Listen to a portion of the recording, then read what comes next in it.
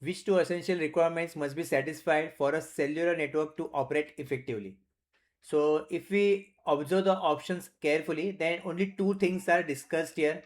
One is your transmitted power, okay? One is your transmitted power, and second is your identical channel use. Identical channel use. So these two things are more important in cellular network, right?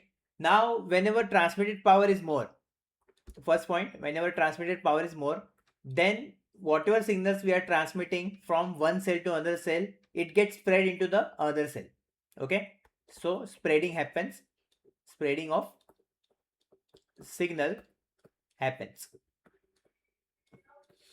For example, suppose let me draw some cell here. Okay, this is your cell, one cell, and this is your second cell. Okay, now suppose this cell contains 1 kilometer of area. 1 kilometer. Okay, you are here only, you are making the call, and this is the another cell after 1 kilometer. So total this is 2 kilometer. Now, if transmitted power is under control, then the signal will be available here only. But if transmitted power is more, then it will get spread into the other channel.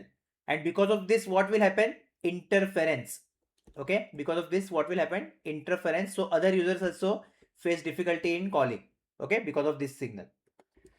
So to avoid interference, our transmitted power should be under control or should be limited, right? Now, which option is satisfying? Let's see. The transmitted power inside each cell should remain controlled. Okay, this is satisfying.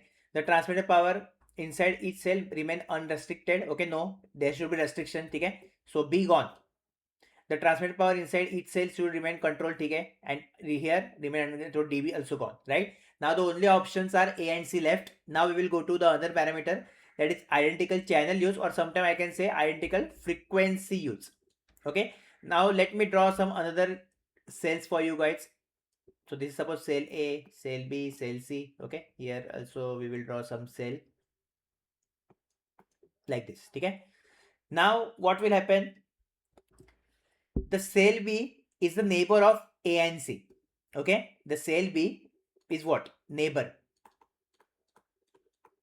of A and C, right? Cell C is far from A, right? There is no connection between A and C, direct connection I can say, right? And B is also, A is also far from C, right? Now what will happen that whenever there are identical frequency or channels, okay, whenever there are identical frequency of channel which is used by adjacent cells, means neighboring cell, okay, the other term is adjacent, neighboring cell, then there exists co-channel interference. Then there exists co-channel interference. Many of you may observe sometime that whenever you make call, okay, in that call means before going ring, you heard someone talking with someone, right? Means another call is interference is that. So that thing happened because of this co-channel interference, right? So whenever the neighboring cells using the identical channel or frequency, okay, that co-channel interference occur. That's why neighboring or adjacent cell should not, neighboring and adjacent cells should not use the same channel or identical channel or frequency.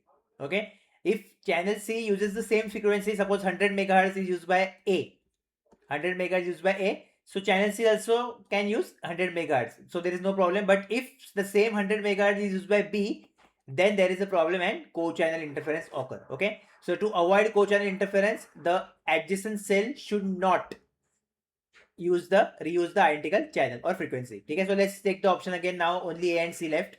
So adjacent cells should be allowed to reuse. No. So A also gone. The answer is C for this question. Okay. So main thing are transmitted power and identical channel or frequency reuse. I can say this concept is also known as frequency reuse. So these are two important concepts you should remember for exam point of view.